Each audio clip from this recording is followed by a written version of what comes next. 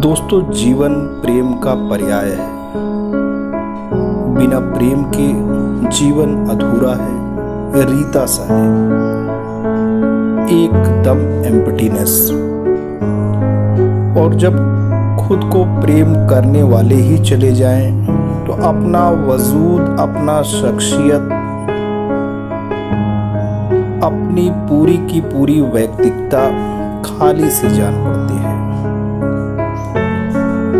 पूरी की पूरी शख्सियत एक खूंटी पे टंगे कोट सदृश जैसे,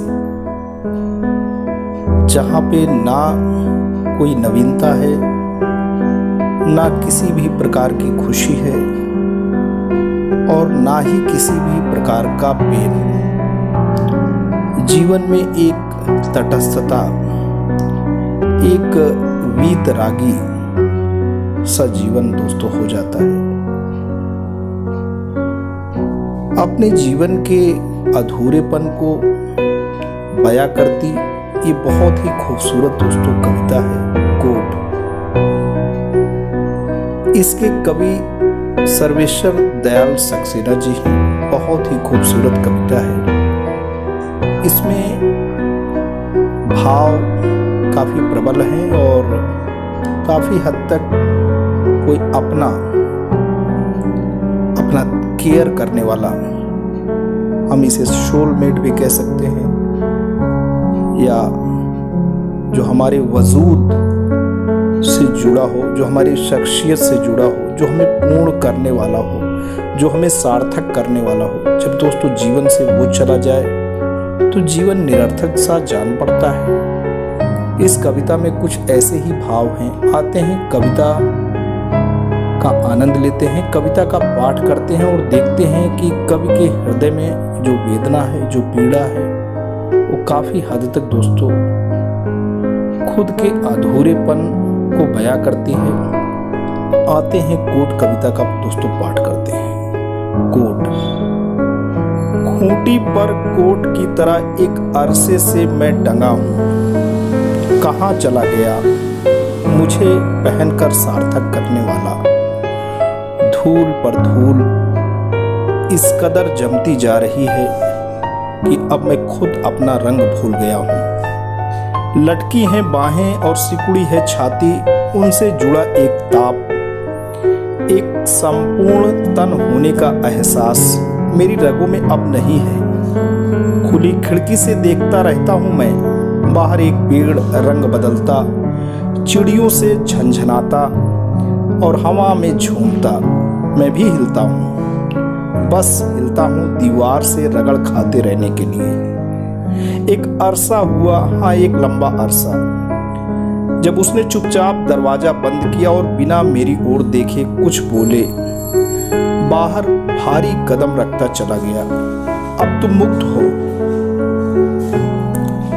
अकेले कमरे में मुक्त, किसी की शोभा या रक्षा बनने से मुक्त, सर्दी गर्मी बरसात बर्फ झेलने से मुक्त, दूसरों के लिए की जाने वाली हर यात्रा से मुक्त, अपनी जेब और अपनी बटन के, अपने कॉलर और अपनी आस्तीन के आप मालिक।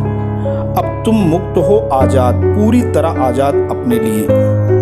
खूंटी पर एक अरसे से टंगा कमरे की खामोशी का यह गीत मैं हर लम्हा सुनता हूँ और एक ऐसी कैद का अनुभव करते करते संज्ञाहीन होता जा रहा हूँ जो सलीब अपनी कीलों से लिखती है। मुझे यह मुक्ति नहीं चाहिए।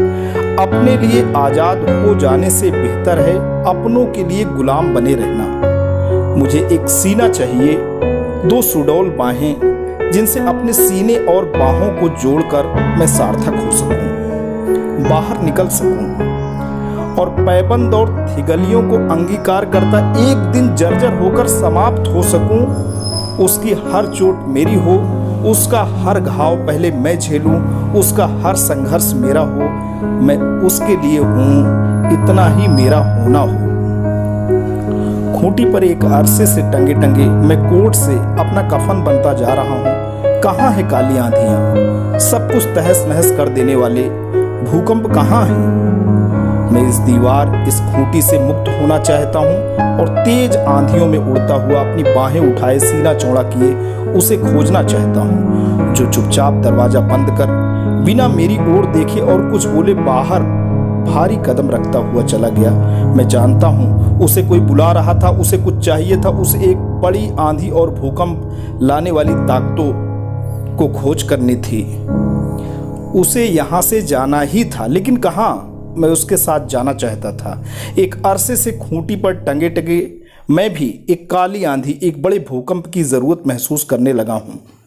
क्या वह भी मेरी तरह किसी खूंटी पर टंगे टंगे थक गया था? कोट था। तो दोस्तों, ये है कविता और ये पीड़ा के हैं भाव। आपको दोस्तों ये कविता कैसी लगी? यदि अच्छी लगी हो तो आप इसे लाइक करिएगा, चैनल पर नए हैं कमेंट करिएगा और इसे दोस्तों ज़रूर सब्सक्राइब कर लीजिएगा, क्योंकि आप तक नोटिफिकेशंस जाते रहेंगे और आप हमसे दोस्तों ऐसे ही जुड़े रहेंगे। Thanks for watching and listening. This is Ajay Prakash Dubey signing off.